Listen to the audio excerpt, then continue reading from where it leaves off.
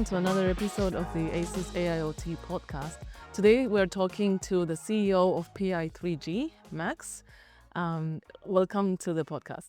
Thank you. Looking forward to the conversation. Yeah, same here.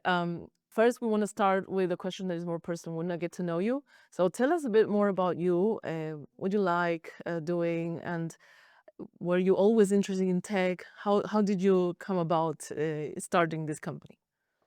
Well, let's unpack the question a bit. So basically, back in I was born in 1983, so that was the day of when the original PCs appeared, personal computers, and they were quite the rage back then because previously, only big corporations had machines like, mainframes and so on, and now PCs democratized access to computing technology.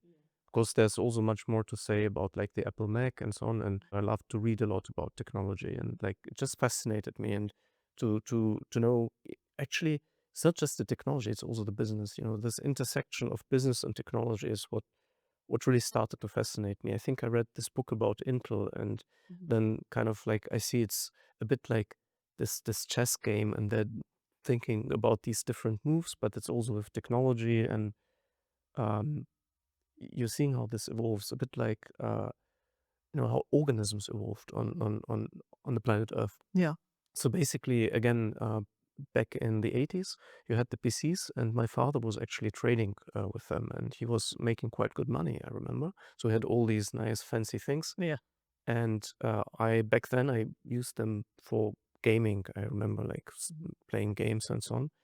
But somehow the fascination stayed, and I started to go also more onto the technical side. So I learned how to program computers, how to develop software, how to run Linux, and actually operated a server with a friend. Okay. And that was while I was studying.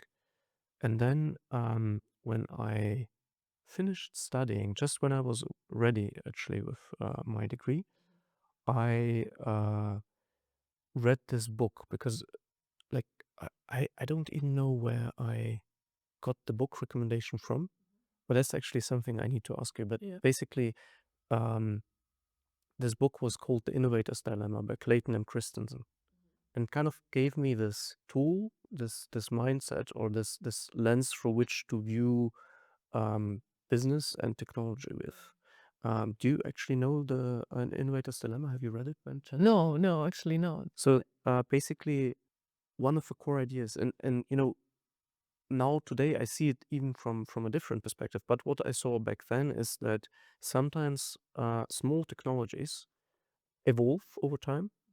So if you take something like the Tinkerboard, for example, by ASUS, right? Previous generations of a Tinkerboard are much less powerful than more modern generations, and then you can like actually run AI, a lot of AI computations on the Tinkerboard today. You don't need specialist GPUs or accelerators. Something which was not previous. That's part of the beauty of technology to me, is this Moore's law, for example, where you get just more performance and at a lower cost year by year by year. But basically, back to this book. So the premise of this book is that sometimes companies do not pursue certain things because they deem them as not worthwhile pursuing. And some new companies which start up, they kind of are able to disrupt these bigger incumbent companies by actually pursuing these opportunities. So again, let's say someone who doesn't take a board like the Tinkerboard seriously, but says it's a toy or maybe not for industrial use or something, might find themselves out of business in a couple of years down the road, because the right tool for the right job, right? And then this tool is actually going through stages, and it's becoming more and more mature, more and more reliable, robust, and also it's becoming more powerful. So with time, it will move into different areas where more performance is required, and the incumbents will go, because they're looking for higher margins, they will go up and up and up the value chain. And the author actually gives a nice example with the excavator industry, which is that there used to be these rope-pulled excavators, and basically the shovel would go into the ground under its own weight. So when you wanted to pull out things, you would have very heavy shovels, then you pull them out. and for small construction things, the margins were bad. There was a lot of competition. So actually, and also the customers were pushing these companies to build bigger and bigger and bigger excavators. So they would do like mining and stuff like that with it. And some engineers would come to the CEOs of the companies or to the executives and say, we have this new technology, it's hydraulics. But actually hydraulics is not able, because it was an immature, like a young technology, it was not able to do the really big excavators where the big fat margins were. So then the executives asked the customers, do you want this? And they said no, like the best customers, of course. And then the executives said, no, we're not building this. The engineers said, fine, we're leaving, we're starting our own companies. And then ultimately the hydraulic excavator is now the standard. And these guys are just in very niche areas. So that's kind of the mental model which was presented in this book. An interesting bit, so I read this, right? And I believe that you can really get ahead in the world by reading books, I kind of believe in secrets which not everyone knows. In a certain way, to quote Peter Thiel, actually. And the idea there was this model, right? Like small things, you shouldn't ignore them because they might grow big. And then at the same time, I was reading this tech website. It's called Slashdot. And they reported about this $35 computer, the Raspberry Pi. So I was thinking, interesting. That's what the author was talking about. In retrospect, actually, I think the industry shifted quite differently because I back then I thought, okay, this is where it's moving to, right? Like we have desktop PCs, notebooks, and so on, but no, it's going to be this. Actually, it's not that. It's It's the phone. the phone. Yeah, that's it. But I didn't see that back then. Right. It was 2012. I think that's the year the iPhone came out. That's when the Raspberry Pi appeared. But I kind of went full in, and I already had a company started by that time, and I was doing like some web design stuff and programming, and fixing computers for people, like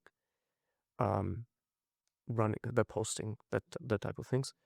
I went full in on the Raspberry Pi, and yeah, that's actually how the journey started. So it was this combination of reading a book and reading this website at the same time, recognizing it, and so basically back then, applying the pattern from the book, I saw the Raspberry Pi 4 already, right? Like that it would become powerful and it would start to eat into the market of bigger PCs, like industrial PCs. So That's that's how the way you it happened. started. Huh? Yeah, that's the way it kind of turned into a serious business with employees and everything. Yeah, comes with all of it, right? Because it's part of parcel and package. And having your background, having the technical background, and also now also having the commercial thing, I think it's a great combination because I think for people who are not technical like myself, I always admire the fact of that people because I'm in tech, so I always look up to people who have that background because I think it's such an advantage if you have both things that it's more well-rounded, that you're well perspective, let's say. So that's actually a big belief of mine as well, right? Like that the more you know. So for example, I'm not particularly interested in fashion, but if I happen to read something interesting about fashion or see maybe even an interesting fashion advertisement, I'll try to actually study it, to see it, to understand, okay, maybe it's actually an interesting conversation I had with one of your colleagues as well, right? Like she was saying that she will also study trade magazines. And I talk to people and I remember these things and then I try to apply them as well. So I believe actually the more you read, the more you learn, the more you talk to people and get to know their ideas, their perspectives, you might discover all these gold nuggets and then apply them, juggle them, and take them to your field. And concerning tech, it's, I guess, a lot of brute force learning, but also the good thing I enjoy reading about technology. So I sometimes, do you know this, when you get stuck on Wikipedia reading about things you're interested in, you go down this rabbit hole? Yeah, Yeah. that's sometimes what happens to me. Okay, yeah, that's really interesting. And I think this brings us a bit to how you started working with ASUS, right? How did that start, that relationship? That was quite interesting. So actually, Raspberry Pi um, had a product in which they were not really like pushing a lot and so on, but they had this product which was called the Google AIY kit, and AIY is like this portmanteau, I think, or port like this word combination of do it yourself and AI. So AIY. It's a bit unwieldy, the word, but basically it was this Google product, and it came in a box, and then you took out like these cardboard things and you assembled it, which is also interesting, like cardboard and electronics, and you would put in a Raspberry Pi, a camera. They also had a speaker and a microphone and a button on top, and then you could program it to kind of speak to it. And of course it would, I think for the speech thing, it would use Google services, because probably the Pi would not have been powerful enough to process it locally back then. That was the first, I would say, like touch point with AI I had, right? Before that, it was more an abstract concept. So I had that, and I was selling it. So we're distributors, right? Also for ASUS, value-added distributors, I might add. Yes. Um, and we put it in the lineup, and it was kind of okay. It didn't sell much, but then it ran out, and then customers were asking. I was speaking to Raspberry, well, can you supply us more? And they said, no, but we can introduce it to Google. So that's what they did. And so actually I had a relationship with Google, which then was the Coral. So the AIY kits were discontinued, but they had this, let's say, more serious platform for building products. Yeah. And there's different customers we have today which use Coral hardware. And Coral is an AI chip which is very good for vision applications. So you can imagine that a normal processor, it's doing things sequentially. So if you give it like a lot of math tasks which need to be executed in parallel, because that's what AI is, it's just math, a lot of it. But if you need to run it in parallel, the computer will usually then, like, that's a rough simplification. Okay, I can go into more detail, but um, the CPU would run it in sequence more or less, so it would take longer time. And it's good for other tasks. It's I think like good if you have like a complicated application and you say, okay, do this, do that, do that, do that. But for GPU type, for example, and TPU, TensorFlow Processing Unit, which the Coral is, you can run lots of math calculations at the same time in parallel. And that's what AI really thrives on. And that's why if you do this, you get much faster speeds. So, translating this to real terms. So let's say you have an application where you want to detect whether a cat is your cat or it's a neighbor cat, right? So you have a camera, and then cats run through the picture, and you can kind of track them. Probably all of us have seen these bounding boxes around animals, cats, humans. And if you run this on the CPU, or used to back in the day, because now we're going to touch on the NUC a bit, but basically, back in the day, these things would take a long time. So you would get like a choppy cat. So it would like maybe 2, 3, 4, 5 frames per second. And to get to video speeds or to live speeds, we need 24, I think, frames. It is. And if you do it on the GPU or on the TPU, then you get a much faster speed. You can get to real-time speeds, or you can run multiple algorithms in parallel, more complicated algorithms, and so on. So there's like this whole science to it, and it's like this rabbit hole, which I said, like you kind of dive in, and then there's this, there's that, and I think actually one way I compare it is it's like a jungle, right? And you need a guide through the jungle, and that's what I see ourselves. My company pi3g is a guide through the jungle of AI solutions, and we help customers avoid going in the wrong direction, Right. Okay. because it's quite easy to do in AI, I feel. Especially not in itself as a technology, because I think it's evolving rapidly. But for when we come to the business aspect, people are still quite sort of looking for the way to apply AI to their businesses. Yeah. Yeah, and I think maybe you can share with us, who are you working with? Who are your customers today? And do you have a few success cases for us? So there's a couple of customers I'm not able to talk about, of course, but one I want to pick out, because I think it's just a great story, and it's also near and dear to my heart what they're doing, because that's what I believe AI applications should be doing. They should be making people's lives better. And in this particular case, the company is called Oivi, and what they're doing is they have developed um, instrument which looks a bit like a microscope, like with two tubes, and kind of people look into it, and it's to detect retinopathy, which can be caused by conditions such as diabetes in people. So they can scan these patients and imagine like remote areas where there's no doctor, but they can install these machines there, let's say remote in India somewhere, or maybe in Africa, or in other areas, maybe even in developed countries where there's just not a lot of coverage, or maybe it's a long drive to the next hospital, whatever.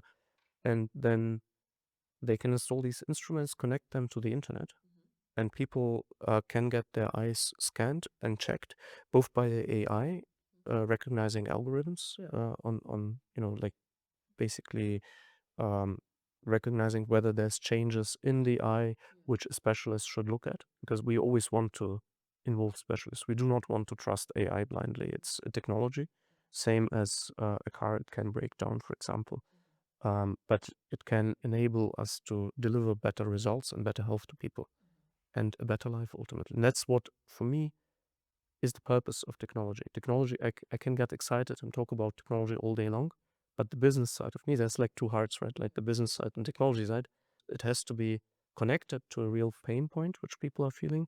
It has to make people's lives better. And ultimately, if it's just a technology which does not have a real use, it's only people who maybe develop the technology who will get excited about it. But if anyone else is not going to get excited about it, it's not going to go anywhere. So it's going to die. And I think Oivi is a great example of what is possible using AI. Right, and there's a strong need for it in the real world, let's say. Yeah, it will. I mean, people are getting older, right? And also health industry costs are rising. I think the best, actually, the best recipe for health is actually prevention. Yeah. So you are able to scan, you're able. I mean, we're talking about people potentially going blind, and imagine if you yourself would have to endure such a thing. Like how much of your life, right? Like here we are looking at each other. It's literally like one of the most beautiful things, and you just take it for granted usually, and then you notice once you miss it, or people, there's other diseases like people losing their mobility. Yeah. There's I saw a movie once which touched me very deeply. There was like, I think, somewhat, it was like a love story, but between a woman who was always disappearing for some reason. And then the guy found out that during these times, she was in hospital getting treated for mucoviscidosis, I think it's called. So it's a disease where um, for example, the sweat is not produced correctly and some other things. And these people used to die earlier. Now you can manage it, but still they may die earlier than normal people. And these are people like you and me. They want to live. They want to live a good life. And I think that's actually one of the most wonderful aspects of AI for me, is that we're able to use this technology to discover new treatments, to support these patients, to improve them, to reach, and also to reach areas where, let's say, we're living in Western society right now today, right? Like we're here in the Czech Republic where we're recording it, and it's a modern country. There's hospitals here. When you have a problem, you can always go and get treatment. But in many countries in the world today, there's just not enough financial resources to do that. And a company like Oivi, by bringing this technology into a device, able to connect experts when the device, let's say, raises an alarm, or says, okay, let's flag this orange or red or whatever, an expert can be connected, look at it, and the expert can connect and look, and they don't need to travel, for example. That also kind of increases the efficiency. So I think that's one of the most beautiful things for me. And Yeah. the fates of these people, like some people, as I say, they're born, they don't make a decision. They don't like do anything wrong. They just um, some people might be more prone to strokes or breast cancer. So there's so many different things. And if we're able to use AI, um, actually, I want to add one more thing, is how I got, because you asked me, right, like how I got into technology, Yeah. and business, because I think for me these both things are connected. Because I thought, okay, how can I have a positive impact on this world? Yeah. What can I do in order to kind of maximize, you know, what I can bring of myself to this world? And I was thinking, probably it's through being an entrepreneur and through actually developing solutions, through supporting other companies. And then I thought, computers, they're everywhere. That's like an enabling technology. And if we can make computers better, and specifically also easier, I think a lot of productivity is wasted every day by computers being very difficult to navigate. Right. Yes. And again, that's a beauty of the AI with tools like ChatGPT, Llama, or DeepSeek, and all these LLMs. You are able to talk to computers. It used to be Star More Trek science. accessible for everyone. Yeah, but now we can ask questions. For example, if you're curious about a certain bridge here in Prague, you can just ask it, and you can just just literally Get the answer. get the answer, and you can ask it to respond in a very certain way to you as well. And this is pure magic to me. And I mean, this, like, doesn't it make you excited that you can do this, right? Like, it's so easy to take it for granted. But remember, like 2012, that's literally 13 years ago. That's when the smartphones first came out, and now we have LLMs. And I'm so excited to see what the next 10 years will bring, for example. For sure, for sure. And then, I have also a few friends who are software engineers, and I always tell them that I have the commercial skills, but I always think of people who have the technical knowledge as magicians. I literally think it's like black magic to me. Do you know this quote? Any sufficiently advanced technology looks like magic. It's by Arthur C. Clarke. Yeah. But it is, True right? for me. Yeah. But on the other hand, I think it's only magic if it's not obscure, but it can be transported to people. And I think like a person like you. So if I'm not able to explain to you from a business perspective, and also from what you need to know about the technology, then I have failed, right? And then the technology has failed as well, because it's too complicated. Yeah, exactly. Yes. And typically, we were talking to many people in the industry that typically the technology that gets picked to be deployed or implemented eventually are the ones that have a great UI, a simple, user-friendly Yes. interface. Yeah, and there's so many stories, right? Like that's exactly one thing I was thinking, right? Like I sometimes I get frustrated with the way developers. I remember there was this event, and it was about LibreOffice. So LibreOffice is like an alternative office suite, and there was a guy who had implemented this thing, but it was built like because it was easier to program, essentially, and you needed to explain the interface to people. And I've done this mistake myself, right? Like I'm guilty of it, guilty as hell. But basically, um, developers think often they think from the underlying system, and they don't think about the user who's not technical often. And I think that's a skill I'm trying to bring, is to again, like a guide through the jungle, but not just of AI systems, but also of designing front ends, giving feedback on that. How do you structure a system in a way which is human centric? Because what my goal, my inspiration, my motivation is to make things easier, right? Like to instead of adding more technology to our lives, which makes it more complicated, we want technology which you can just talk to, which you can interact in a more human way. And I mean that in a very real and tangible sense. The way we talk right now, you would want to, like, there's companies out there who would want you to be able to talk to your car in 5-6 years down the road, as if it was just another passenger, for example. I think that's just a long way to go, and I'm happy that I'm able to be able to contribute in this way. Yeah, that's great. I think we covered a lot, and also thinking of the future, and because you are, I think because you have this perspective of the business and to how to forward the technology through business and users. So I think that the future, right? You can actually help people build what the future would look like. But now I want to go back to you with a personal question about the future. So yeah, and this is the last question, typically the most fun question for a lot of people. Imagine we are 30, 50 years from now, and considering how technology is going, probably there's a lot of technology that it will be out there that today we don't even understand or even can imagine. Choose one aspect of life. It could be anything: work, personal life, that has changed significantly from today? And tell us, how do you imagine it has changed, and how is technology working there? So, do you know this quote? The best way to invent the future is to predict it. Mm-hmm.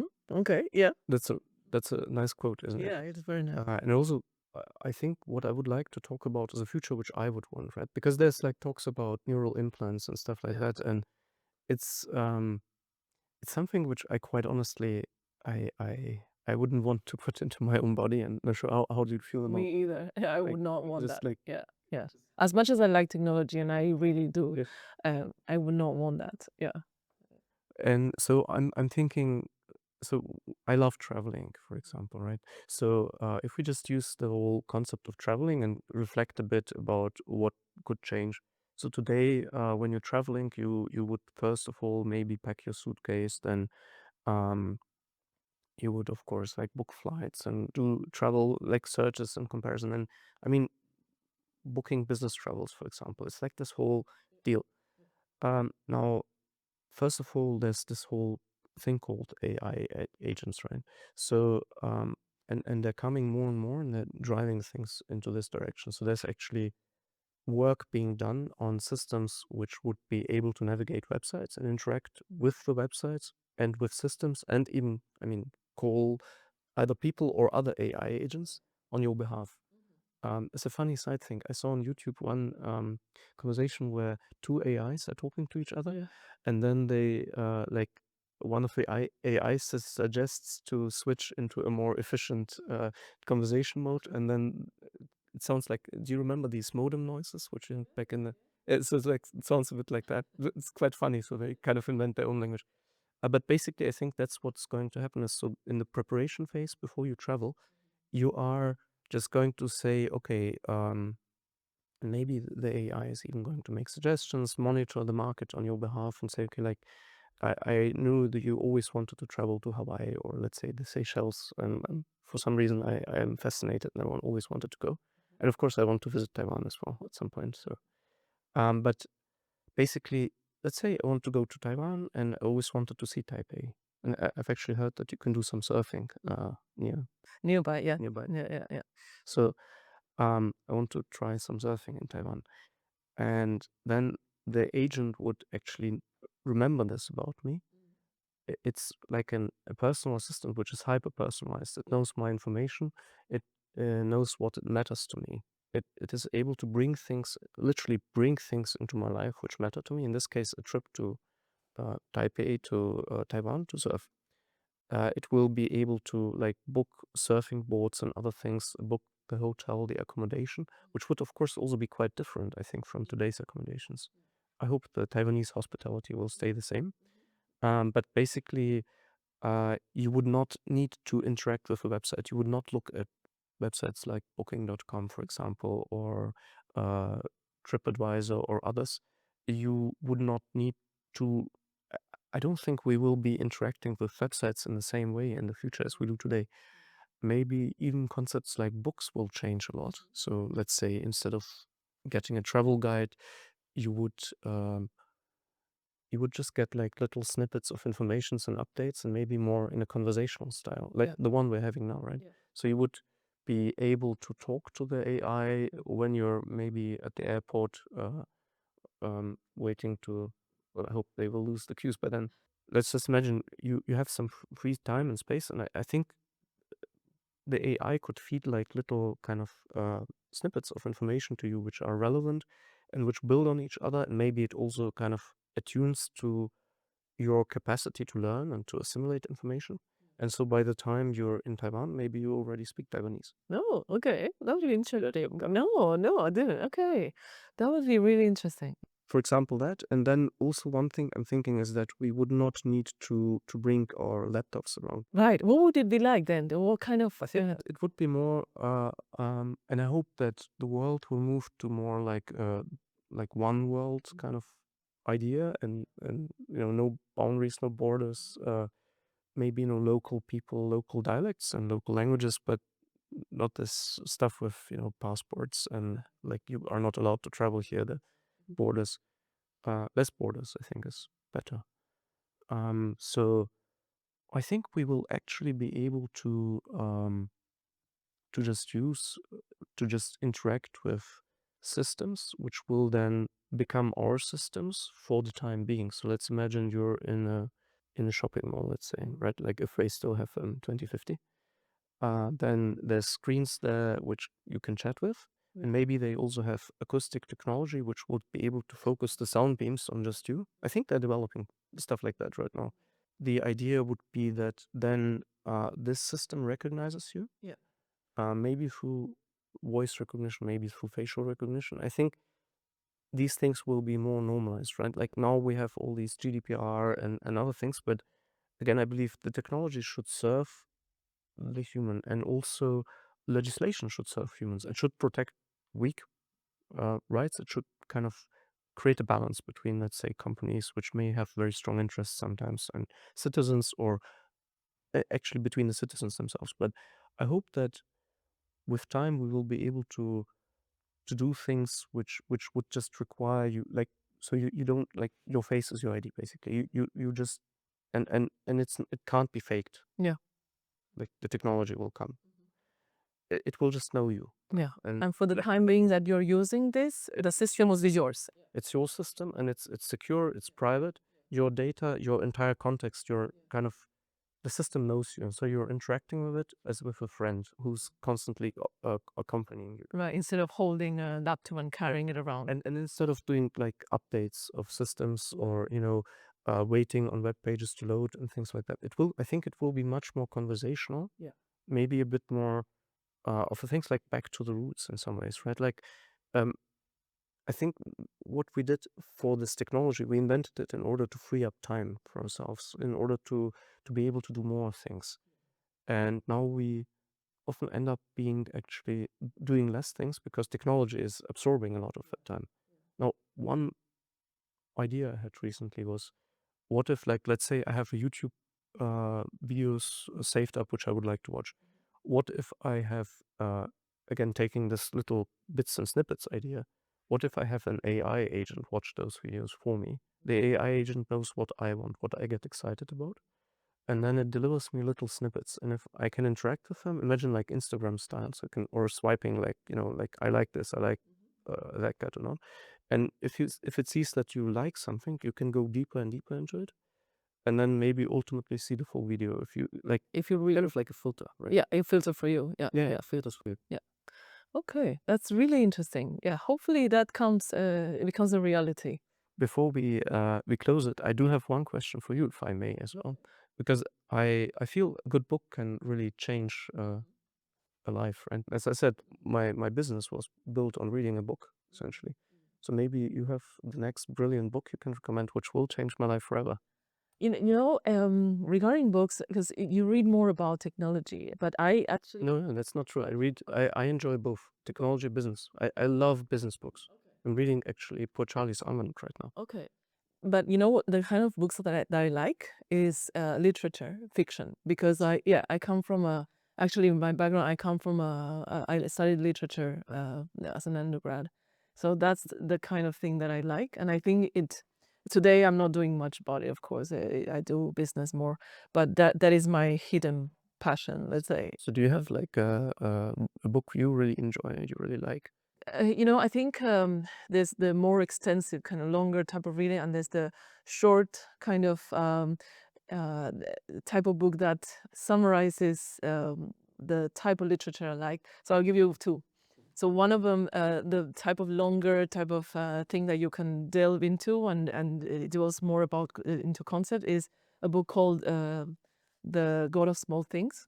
The God? The God of Small Things. Yeah. It sounds really interesting. Yeah, and it's about I won't tell you the plot, but it's part of the post-colonial literature. And what post-colonial literature is really about how countries that were colonies in the past started writing their own literature with language that was brought to them by the people who colonized them, but they added a lot of flavor of their own. So this is the kind of literature that I really like, and I guess it's because of my background, because I have multiple cultures in me, and so I felt really identified with that when I started studied that literature at university. And so this is one that is longer that you can delve into the concepts. And the other one that is like short, very short story, it could be a book for the children, but it also quite deep in terms of multiculturalness. That is called The House on Mango Street. The house of mango street. Yeah, Mango like the like mango, like the fruit. So it's this one is from a writer that is of Latin heritage, I think Mexican heritage, that lives in the U.S. And it's a collection of small stories, short stories of people who live on that street. ah Yeah, very interesting. yeah, And you know what? I think actually that people who have who see multiple cultures, it's a bit like what I said about the business and the technology. They have more perspectives. They have more lenses to look through, and I think they ultimately lead a richer life. So that's why I believe, and I was foolish enough in school not to think that way. So the more languages you speak, the better. And if you get a chance to learn a new language or learn about a new topic, right? Let's say art. That's why I sometimes go to art museums. Do you like art as well? I love art and I like architecture a lot. Yeah, so it's like my things that I like. And passions. But I think it's not only balance, but it also kind of like, let's say when you're stuck on a business problem, you're thinking, okay, how do I drive more sales for ASUS? Which I'm also, of course, interested in. And then you go into a museum and you see this beautiful painting and you say, yeah, you have to present it in the right way.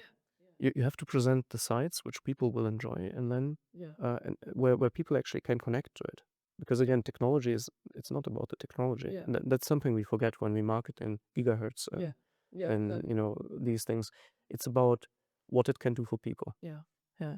I really think that my background is very different to what I do today, but in a way, I do try to put part of it into my work in the sense that I think that if you can present something in a way that is appetizing for people, and it's aesthetically, and with this, I'm not talking just about visual, but in terms of Yeah, I know what you mean. Like yeah, the feeling. the feeling of it. Yeah, if it's appealing to people, then that's where it's successful. And it truly is a feeling, right? Like you kind of you fiddle with it, and then at one point it just feels right, and that's kind of like